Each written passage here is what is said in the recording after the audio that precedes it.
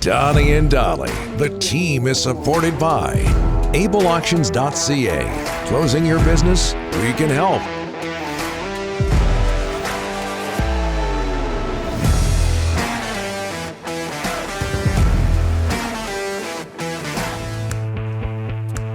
I mean, worried for a second there, Ryan.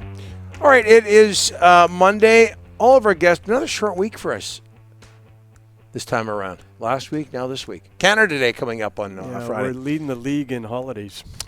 Oh, no, we're not. Our guests today are sponsored by Passant Motors. Gas prices driving you crazy? At Passant Motors, with your next purchase, get up to a $1,000 gas card. Learn more at basantmotors.com. PassantMotors.com. We haven't got Ryan yet?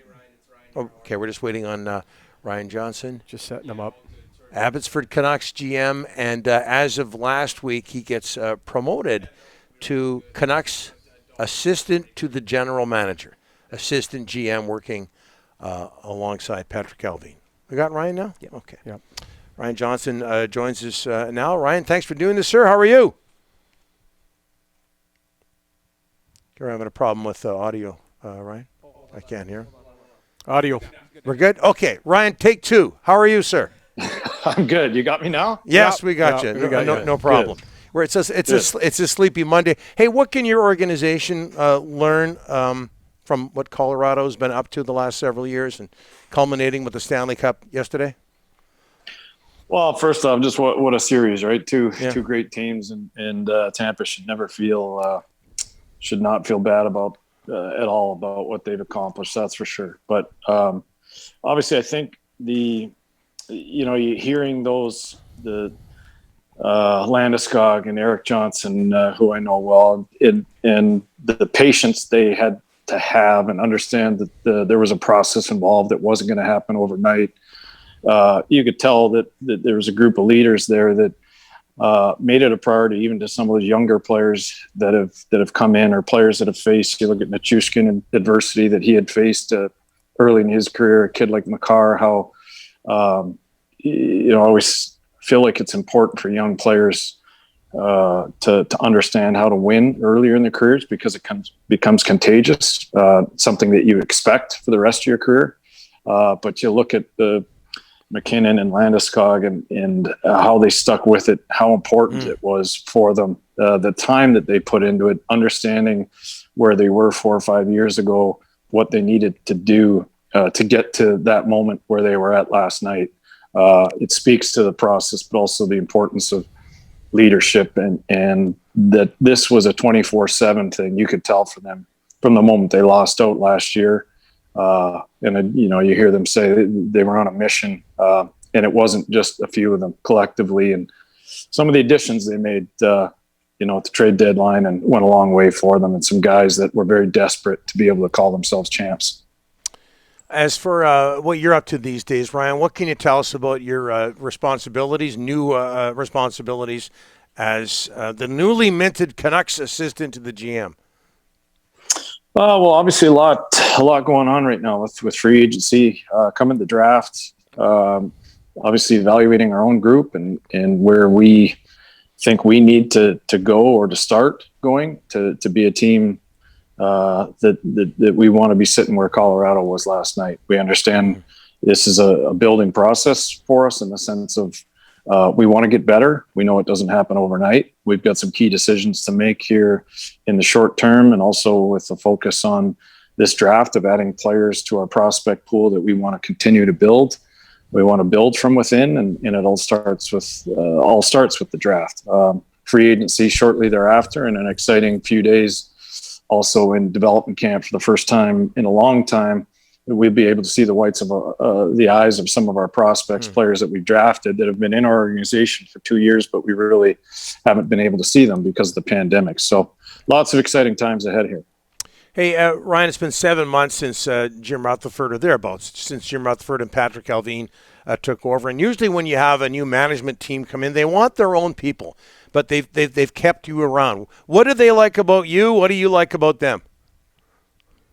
Well, the first part of that question, I'm not going to speak for other people, but I can say I've enjoyed the process of watching originally with Jim Rutherford and I being really the only ones up in the office there in December, I've enjoyed watching his process, how he speaks to people, evaluating his players, his staff, speaking about what he wants to build, how he wants to build it. Obviously, a Hall of Famer that's built Stanley Cup teams. So oftentimes, I believe it's important in sport and business is sometimes you just shut your mouth and observe and watch and learn. And I've done that a lot around him. And obviously, with Patrick coming on and the energy that he brought in right away, going through the evaluation process, it was important for me to assist him in any way possible of having him get to know staff and players and maybe what was good in the organization and what needed vast improvement in the organization.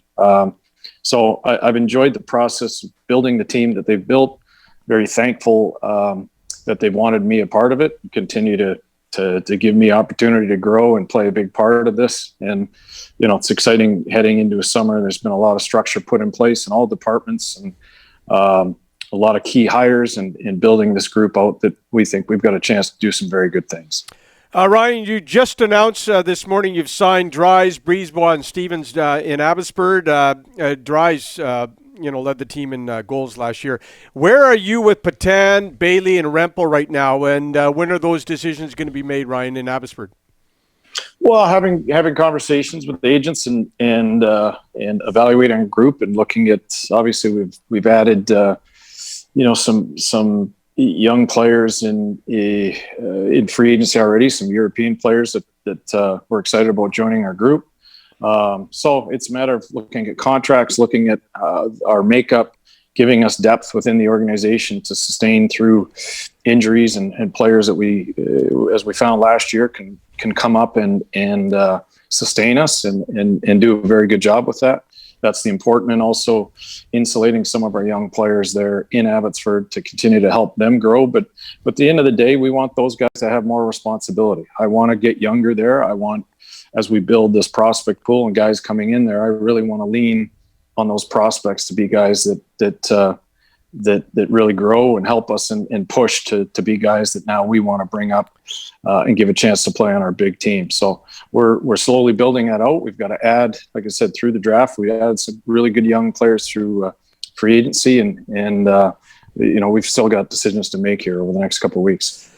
Ryan, I want to ask you about the goaltending in Abbotsford. You could be looking at getting a veteran down there. What does that do for DiPietro? Silvas is coming up. He's good in your eyes as well. But what about the future of DiPietro? A lot of people think he might not be here next year. Well, I think it was an important year for him. Mikey, had not faced a ton of, I would say, adversity in his playing career.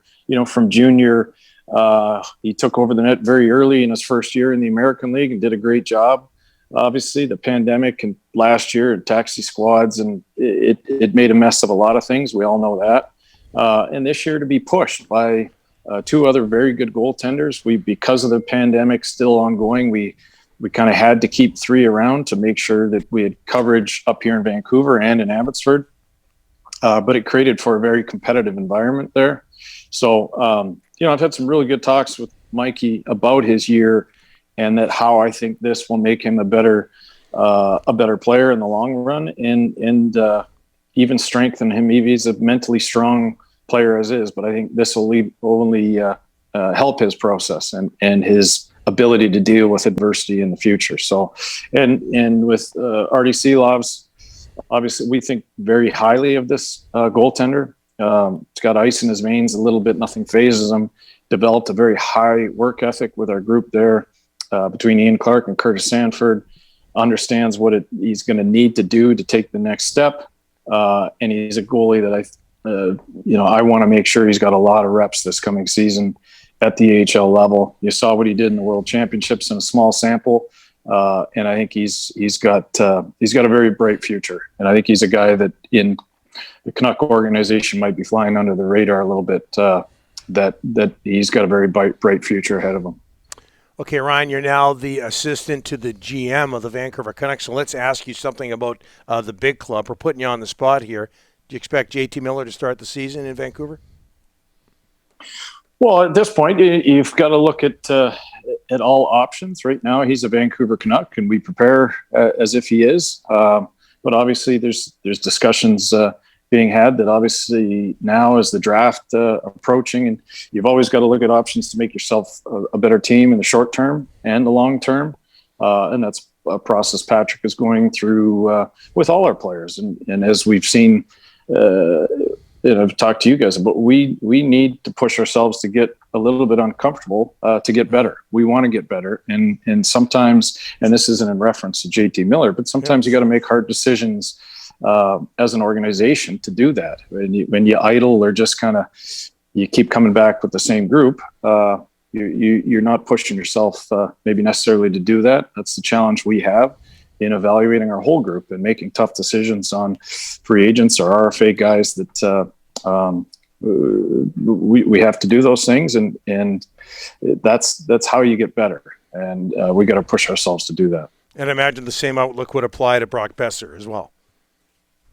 Yeah. I mean, obviously, you're lots of conversations going right now as an organization, speaking with agents and seeing what the solutions are out there that's best for the player, best for the organization, in the, like I said, the short term and the long term, because we understand we need to get better. It's not going to happen overnight as far as getting where we want to go, but every decision we make has to have.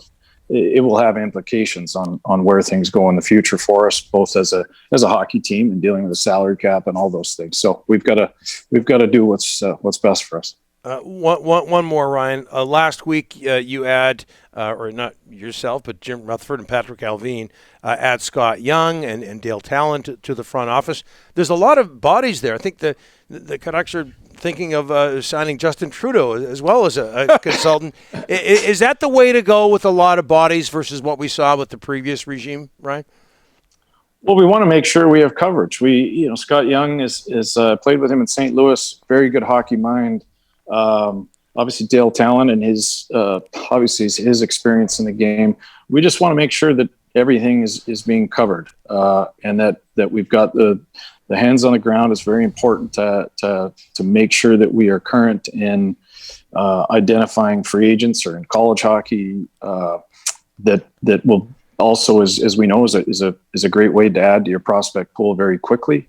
But I think more and more good people that understand what their role in these organization is, working as a team. I think the group that's come together with Derek and Emily, Cammie, the new hires, you see Stan Smeal, Daniel and Henrik. There's no cloudy areas in regards to what everybody's responsibility is. I think that's been very clear, and we're excited. It's a group that's excited about working with each other. There's no egos involved.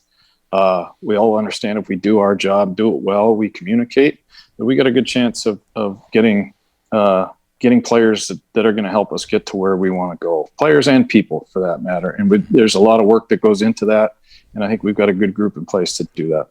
And we'll see if Daniel and Henrik get into the Hall of Fame at noon Pacific. Ryan, thanks so much. This was great, by the way. Thanks so much for this, Ryan. Really appreciate it. Anytime. Thanks for having me on, guys. Appreciate it. No problem.